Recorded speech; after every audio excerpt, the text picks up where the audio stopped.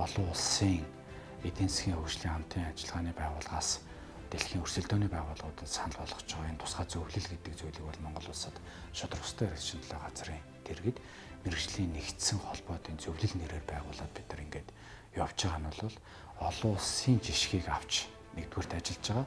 Хоёрдугаар энэ цар тахалтай холбогдуулаад эдийн засгаа хэрхэн аврах вэ? Яаж өнөөдөр эдийн засгийг тэлэх вэ? Дотоодод үйлдвэрлэж байгаа бараа бүтээгдэхүүнийг яаж ихсгэх вэ? Дээрээс нь ажлын байрыг хэрхэн хадгалах вэ? Үүнтэй холбогдуулсан эрхцэн орчныг яаж сайжруулах вэ гэдэг дээр бол томоохон үр дүнг шудраг устай хэрэгжин төлөө газрын дэргэдэх энэхүү зөвлөлөөр шийдвэрлэж гаргана гэж ойлгож байгаа. Экспортын бараа бүтээгдэхүүнийг бид нар тодорхой хэмжээнд нэмэгдүүлэх ёстой. Дотоодын нийт бүтээгдэхүүний 18.3%-ийг жижиг дунд бишил бизнес эрхлэгчдээс өнөөдөр бүрдүүлж байгаа. Энийг бол бид нар дор хаяж 50-аас 60% авчих ёстой гэж ойлгож байгаа.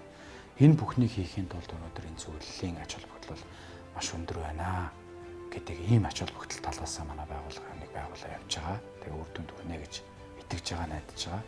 Тэргүүлэгчээр сонгогдсон 17 байгууллага буюу одоо мэргэжлийн нэгдсэн холбоотын тэргүүлэгч гэж явж байгаа 17 холбооны төлөөлөл маань бол бас нэлээд сайн ажил үүргээ гүйцэтгэж явж байгаа.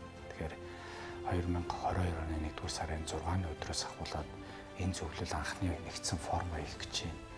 За тэгээд төрийн одоо хяналт шалгалтын чиглэлийн байгууллагуудаа уулзах гэж байна. Гэх мэтлэнгээр ингээд цаашдаа бид нар аж ахуй нэгж бизнес эрхлэгчдэд дэмжих, за ялангуяа энэ төрийн хүн сурталчилгааг бууруулах, тусгай зөвшөөрлийг зөвлөх, стандартуудыг зөвлөх гэсэн ийм томоохон хэмжээний эдийн засаг бизнесийн хүрээнд ач холбогдол гарах нөлөө бүхий ажиллагаануудыг бол хийж эхэлсэн гэдгийг бас аль биесээр мэдгэдгийг хүсэж байна.